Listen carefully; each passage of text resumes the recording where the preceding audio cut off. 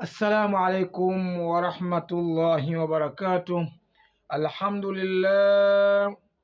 Alhamdulillahi ala naamaihi wassalatu wassalamu ala sayyidi anbiyaihi wa ala alihi wa ahibbaihi, amma ba'd. Ndugu zangu watukufu, wapenzi watazamaji wa chaneli yenu pendwa tukufu ya Alhidaya, leo biidhnillahi tabaraka wa taala utazungumzia kuhusiana na haqiqatu taqwa, uhakika wa uchamungu. Haya, kuhusiana na jambo hili la uchamungu, anasema ikhtalafa alulamau fi maana taqwa wa haqiqatu lmuttaqi, wametofautiana wanachuoni katika maana ya kumcha Mungu na uhakika wa huyo mwenye kumcha Mungu. Akasema falmanqulu ani nabii sallallahu alayhi wasallam, lililonakiliwa kutoka kwa mtume sallallahu alayhi wasallam, annahu qal, kwa kwamba yeye mtume amesema, jamiu taqwa fi qawlihi azza wa jal, uchamungu wote umekusanywa kwenye neno hili la Mwenyezi Mungu lilosema, inna Allaha yaamuru bil adli wal ihsan, haika Mwenyezi Mungu anaamrisha kufanya uadilifu na kufanya ihsan, wa itai dhil qurba, na kumpa mwenye udugu, wa yanha anil fahshai wal munkar, na anakataza mambo machafu na mambo maovu, wal baghi wa yaidhukum la'allakum tadhakkarun. Yani Mwenyezi Mungu anakataza mambo machafu, kwa mfano kama zinaa na liwathi, wal munkar wal fahsha ni mambo mabaya, mambo maovu yale yote ambayo kwamba ni munkar. Lakini vile vile akasema yaidhukum, anakuonyeni, la'allakum tadhakkarun, huenda nyinyi mkaonyeka. Aya hii ukifuatilia na ukichambua moja moja, utapata uchamungu wote uko ndani ya aya hii.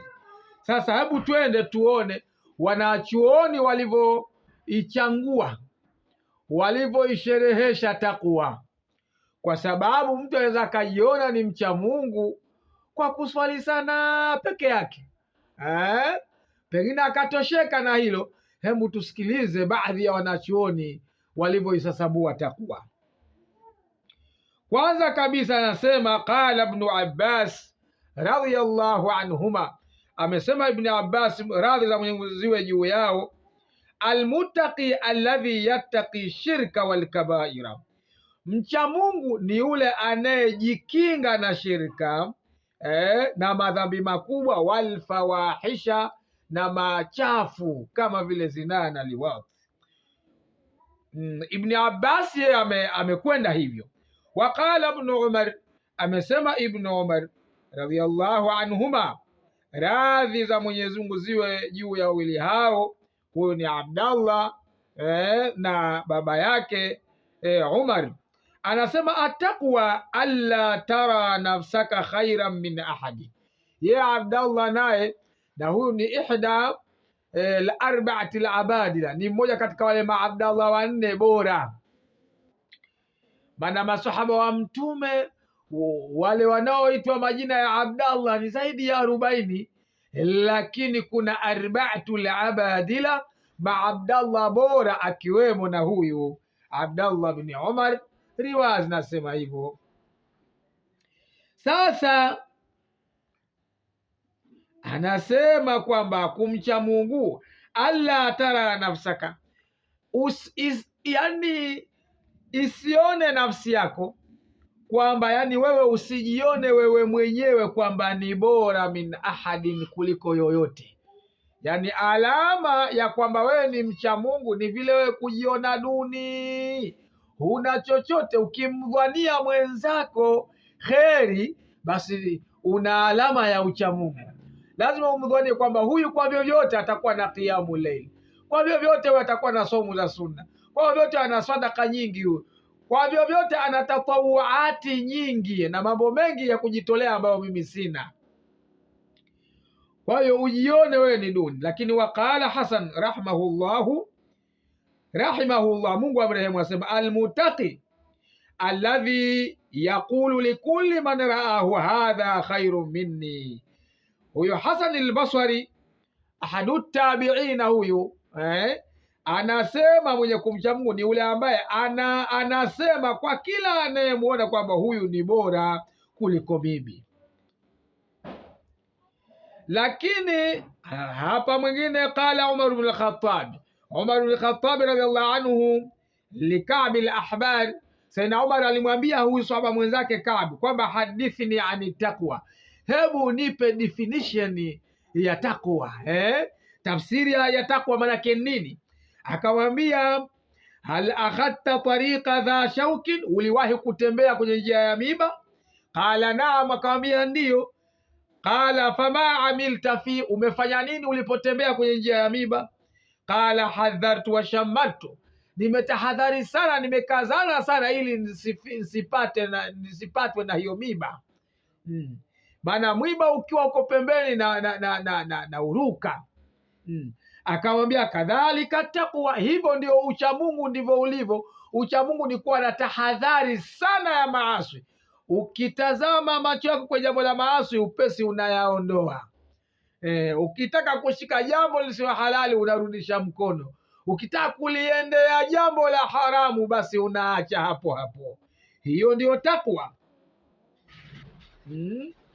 Fanadhamahu shair, akatunga maneno mshairi akasema khali dhunuba saghiraha wa kabiraha fahuwa tuqa, yaepuke madhambi madogo yake na makubwa, huko ndio kumcha Mungu. Wasna kamashi fauqa ardhi shauki yuhadhiru ma yara la tahqiranna saghiratan innal jibala min alhaswa. Akasema fanya iwa kama mtu anayetembea fauqa ardhi shauki, juu ya ardhi yenye miba. Yuhadhiru ma yara, anatahadhari sana kwa yale anayoyaona. Akiona kuna mwiba basi ananyanyua mguu ili asije akapatwa na adha ile. Kwa hivyo ndivyo unavyotakiwa uishi katika dunia, kama mtu anayetembea katika njia ya miba. Akasema la tahqiranna saghiratan, usidharau dhambi ndogo, kwa sababu inal jibala min alhaswa, kwa sababu jabali limetokana na kijiwe. Lakini Umar ibn Abdul Aziz ana maneno yake, anasema laisa taqi siyamu nahar wa qiyami llaili.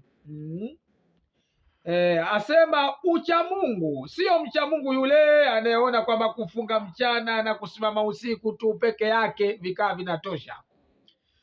Walakini taqwa tarku ma harrama Allah, lakini takwa ni kuacha yale ambayo ameyaharamisha Mwenyezi Mungu. Ndugu zangu, ukisikia takwa maana yake ni kuogopa.